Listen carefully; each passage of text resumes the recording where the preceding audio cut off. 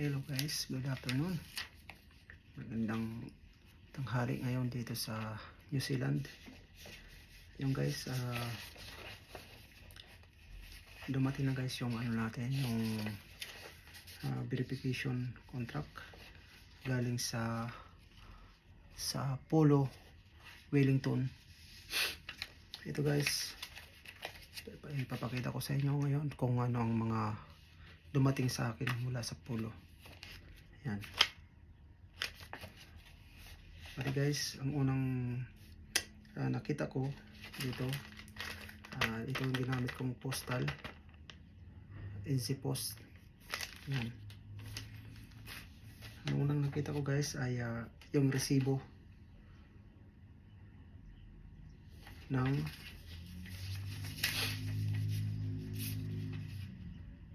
binayaran ko.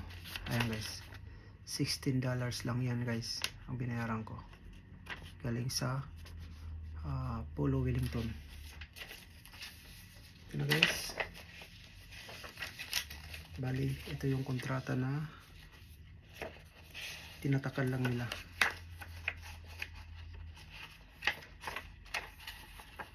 Ilang pages to? 15 pages to lahat. Yan. Ayan lang guys. Ayan, tinatakan lang nila yan. Ito, kailangan may tatak. Ayan. Lahat yan guys may tatak. Ayan. Lahat yan. Ito yung kontrata na pinirmahan mo nung ikay na hire mula sa ibang bansa. Ayan. May mga ano yan, may mga seal. Yan, lahat po yan guys may ano, may tatak. Yan ang importante sa pagkuha ng OAC. Yan, lahat may tatak hanggang sa dulo yan guys, may tatak yan. Ayan. Ayan. Yan guys, papakita ko sa inyo.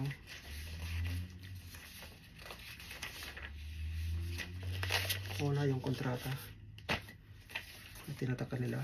Ngayon, yung visa. Ayan, tinatakan din yung visa ko. Kasi pinadala ko rin to doon sa Polo. Kailangan matatakan din yan. Tapos, yung copy ng passport. Copy ng passport, kailangan hindi expire siya. 6 month pataas, kailangan yung passport mo hindi pa expire.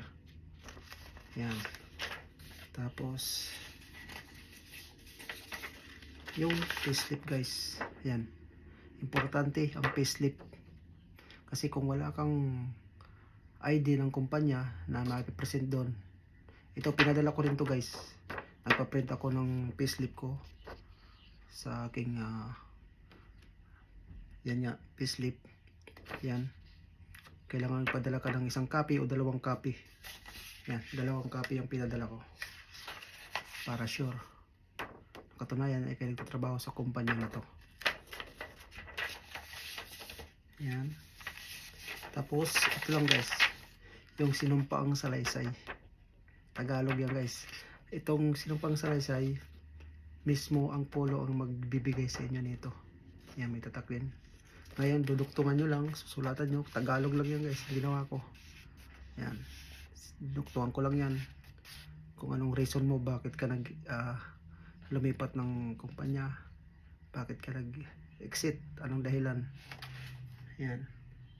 Tapos kailan ka dumating sa New Zealand. Yan. Tapos anong trabaho mo dito sa New Zealand. Yan lang naman. Tapos signature. Yan. Tapos yung number mo, mobile number, and then email address mo. Yan lang guys. Ito, wag kayo mag-alala nito dahil mismo ang Polo ang magbibigay sa inyo nito. Tapos ang panghuli guys, ito, importante ito, yung insurance. Kailangan guys yung kunin nyo na insurance ay covered ang repatriation of mortal remains. Ibig sabihin, ikaw ay madido, mayroon kang makukuha na $15,000 US dollars yan guys. Tapos kung ikaw ay ah, na permanent totally disabled, mayroon kang makukuha din na $7,500. Ito ang importante nila guys, yung repatriation of mortal remains. Yan ang importante nila, kailangan covered yan. Yan, ibali guys ang kung insurance. Yan, Philippine British Assurance Company. Ito ang kinuha kong insurance. Huwag kayong mag-alala sa insurance dahil ang mismo ang pulo ang magbibigay sa inyo ng mga accredited ng government natin na saan kayo kukuha ng insurance. Sila na mismo i-email sa inyo yon. Ayan guys, yan. Tapos ngayon ito guys naman, pag once ang inyong UWA membership is hindi updated or hindi active, kailangan nyo guys ipa-active yan, kasi makikita mismo yan ng pulo na ang yung data ng UWA ay active o hindi active. Ngayon pag nakita yan ng UWA na hindi active, kasi i-retrieve nila, ngayon guys mag-i-email sa inyo naman ang UWA, magbabayad kayo guys ng $40 lang. Sila na mismo i-email nyo lang paano magbayad. Ayan, yan, na-retrieve nila guys.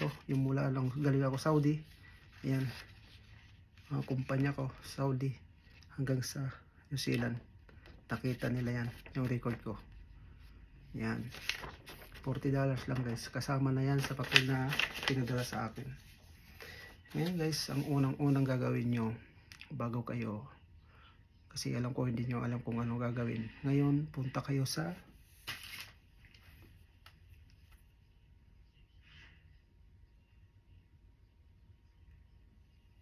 guys sa Google. Hanapin nyo sa Google ang Polo Wellington. Ayan guys, makikita yung Polo Wellington.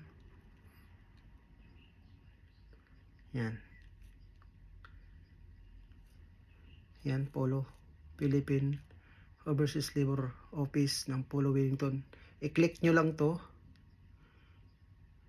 Yan, click nyo lang yan, and then makikita nyo na dito yung address at saka email nila. Yan, pwede nyo tawagan yan, yung number na yan, pero pwede nyo i-email itong ano na to. Alam nyo guys, mabilis lang dahil automatic nag-i-email kagad sila, nagre-reply kagad sila. Ako ang ginawa ko, in-email ko lang yan, yung email na yan, address na yan, in-email ko lang yan after mga ilang minuto or minutes, yun, nag-reply sa akin na ganun ang gagawin ko. Yun lang guys ang gagawin nyo, i-email nyo lang to, yung email na yan. Pwede rin tawagan, paano nyo gagawin. Yan, tapos dito ko lang din ginamit yung address, kung anong address ang kailangan nila. Okay, yun lang guys. Bali ilang days ba, almost 3 days, working days lang guys na dumating itong verification ko. Yan, napakabilis lang, $16 lang ang binayaran ko plus yung NZ Post, bali $19. Kukuha kayo nito, yan, tapos kukuha kayo ng isa pa nito para ilalagay sa loob na return pabalik sa inyo, para yung pulo, yun naman ang gagamitin nila, yung binili nyong ganito, isa nito. Bali dalawang bibili nyo ganito, isang papunta ro sa Wellington, isang pabalik guys. Yung guys, okay guys, yun lang ating update ngayon. See you guys, bye bye.